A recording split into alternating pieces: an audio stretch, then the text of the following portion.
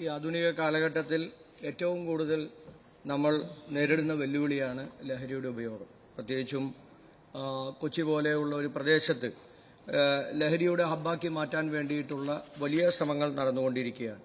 അതിനെതിരായി ആഭ്യന്തര വകുപ്പിന്റെ കീഴിൽ ആരംഭിച്ചിരിക്കുന്ന ഓപ്പറേഷൻ തൂഫാന്റെ പ്രവർത്തനങ്ങളെ പ്രത്യേകിച്ച് അഭിനന്ദിക്കുകയാണ്. സർ, എൻ്റെ ചോദ്യം, നമ്മുടെ വൻകിട ഹോട്ടലുകൾ, പ്രത്യേകിച്ച് 5 സ്റ്റാർ 7 സ്റ്റാർ ഹോട്ടലുകളിലൊക്കെ വലിയ DJ പാർട്ടികൾ നടക്കുന്നുണ്ട്. ആ പാർട്ടികളിലും അതുപോലെ തന്നെ ചില യുവ സിനിമ പ്രവർത്തകർ അവരുടെ നേതൃത്വത്തിൽ നടക്കുന്ന സിനിമാ സെറ്റുകളിലുമൊക്കെ ഈ ലഹരിയുടെ വ്യാപനം ഉണ്ട് എന്നുള്ള വാർത്തകളെല്ലാം വരുന്നുണ്ട്. അപ്പോൾ അവിടെയെല്ലാം ഈ പരാതികൾ പരിശോധിച്ച് നടപടി സ്വീകരിക്കാൻ തയ്യാറാകുമോ എന്നുള്ള ചോദ്യമാണ്. എറണാകുളത്ത് ഒരു ഹോട്ടലിൽ ഒരു സിനിമാ നടനെ അന്വേഷിച്ച് തന്ന പോലീസ് നമ്മൾ ഈ 100 മീറ്റർ ഓട്ടത്തിൽ ഒക്കെ ഉത്തേജക മരുന്ന് ഉപയോഗിച്ചിട്ടുണ്ട് എന്ന് നമ്മൾ വാർത്തകളിലൂടെയൊക്കെ കാണുന്നുണ്ട്. അതൊക്കെ ചരിത്രങ്ങളിലൂടെയും നമുക്ക് മനസ്സിലാക്കാൻ കഴിയും. പക്ഷേ അദ്ദേഹത്തെ അന്വേഷിച്ച് പോലീസ് ചെന്നപ്പോൾ ആ സിനിമാ നടൻ ആ ഹോട്ടലിൽ നിന്ന് എടുത്തു ചാടി ഓടിയിട്ട് പിന്നെ നിർത്തിയത് കോയമ്പത്തൂരാണ്.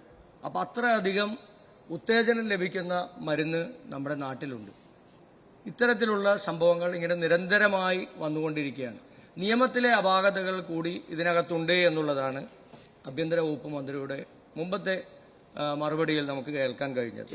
അപ്പൊ അതുകൊണ്ട് കുറ്റവാളികളെ കർശനമായ ശിക്ഷ കൊടുക്കാൻ വേണ്ടിയിട്ടുള്ള നിയമപരമായിട്ടുള്ള നടപടികൾ അതുകൂടി അടിയന്തരമായി ഉണ്ടാകുമോ എന്നുള്ളതാണ് ചോദ്യം. ബഹുമാനപ്പെട്ട മന്ത്രി. സർ, മുഹമ്മദ് ഷിയാസിന്റെ ഈ ചോദ്യം വളരെ പ്രസക്തമാണ്. നമ്മൾ ഈ പദ്ധതി ആരംഭിക്കുന്നതിന് മുമ്പ് തന്നെ ഒരു വാർണിംഗ് എല്ലാവർക്കും കൊടുത്തിരുന്നു. കേരള പോലീസ് സജീവമായി നിരോധിത പുകയില ഉൽപ്പന്നങ്ങളോ മയക്കുമരുന്നുകളോ വിൽക്കുകയോ ഉപയോഗിക്കുകയോ ചെയ്യുന്ന ആളുകൾ അത് ഉപേക്ഷിക്കണം, ശക്തമായ നടപടി ഉണ്ടാകുമെന്ന്. സാർ, അത് കാരവാനാണെങ്കിലും DJ പാർട്ടി ആണെങ്കിലും 5 സ്റ്റാർ ആണെങ്കിലും അത് ശക്തമായ നടപടി ഉണ്ടാകുമെന്ന് ഞാൻ അറിയിക്കാനാണ്. അതിലൊന്നും ഒരു വിട്ടുവീഴ്ചയുമില്ല. അത് സിനിമാ നടനാണോ സാധാരണക്കാരനാണോ എന്നുള്ളതല്ല പ്രശ്നം. നിയമം ലംഘിക്കുന്ന ആരാണെങ്കിലും അവർക്ക് എല്ലാവർക്കും ഒരുപോലെയുള്ള പരിഗണന മാത്രമേ ഉണ്ടാവുകയുള്ളൂ. ഷിയാസ് ചോദിച്ച ചോദ്യം ആ ഹോട്ടലിൽ എനിക്കറിയാം, ആരാണെന്നും എനിക്കറിയാം, അതൊന്നും ഞാനിവിടെ പറയുന്നില്ല.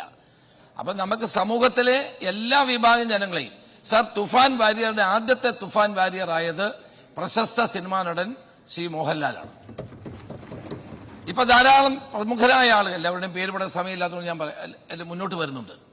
അപ്പൊ നമ്മളെല്ലാ മേഖലയിലുള്ള നമ്മളെല്ലാവരും, പ്രതിപക്ഷവും ഭരണകക്ഷി എല്ലാവരും ഒരുമിച്ച് ചേർന്ന് മുന്നോട്ട് പോയാൽ മാത്രമേ ഭാവി തലമുറയെ രക്ഷിക്കാൻ നമുക്ക് കഴിയൂ എന്നുള്ള ഒരു ചിന്തയോടെ നമുക്ക് പ്രവർത്തിക്കണം എന്നാണ് എന്റെ അഭിപ്രായം.